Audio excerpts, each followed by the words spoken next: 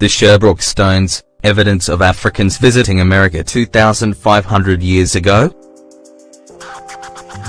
Located in the Museum of the Seminary of Sherbrooke are a set of mysterious stones that, according to many who have researched them, could offer conclusive evidence that neither the Vikings nor Columbus traveled to America first, but a culture from northern Africa, and 2,500 years ago. The stone's inscriptions allegedly tell the story of northern African explorers who traveled to the American continent some 2,500 years ago. The stones, which are located at the museum since 1910, are believed to have been discovered in the early 19th century.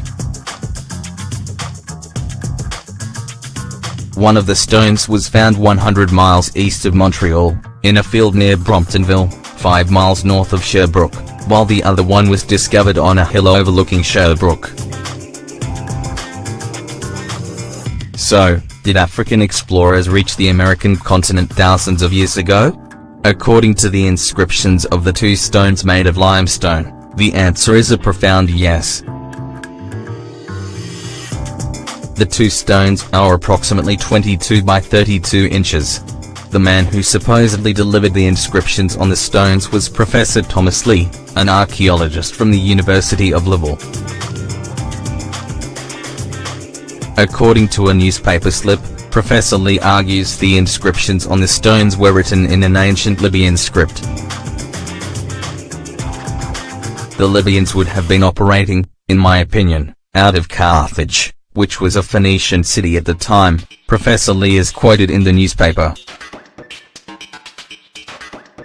According to Professor Lee, the ancient African expedition most likely reached the area after successfully sailing up the Sint.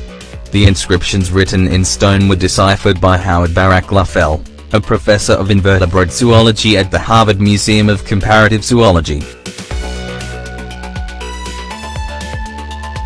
Despite the fact that Fell's primary professional research included starfish and sea urchins, he is best known for his controversial work in New World epigraphy, arguing that various inscriptions in the Americas are best explained by extensive pre-Columbian contact with Old World civilizations.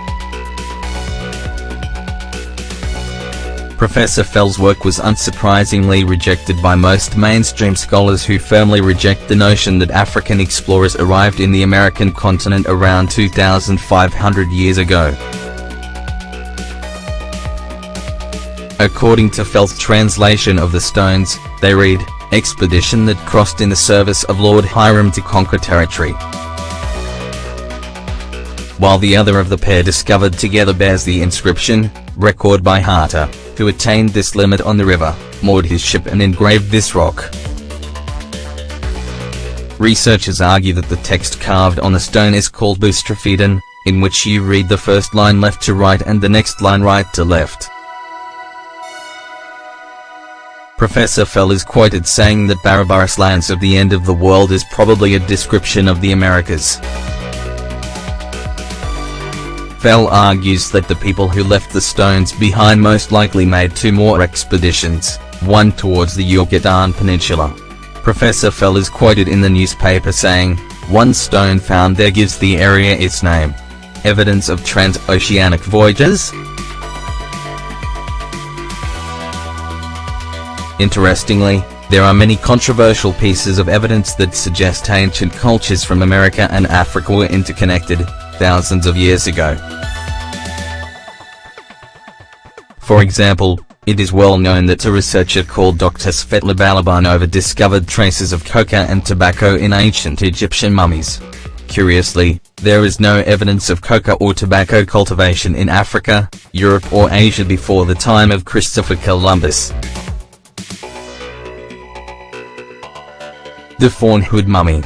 Another curious discovery was made some 200 years ago when miners discovered a strange mummy in one of the largest cave systems in America, the Mammoth Cave. Inside it, miners found an extremely well-preserved mummy with red hair prepared and embalmed in an eerily similar way as the ancient Egyptians.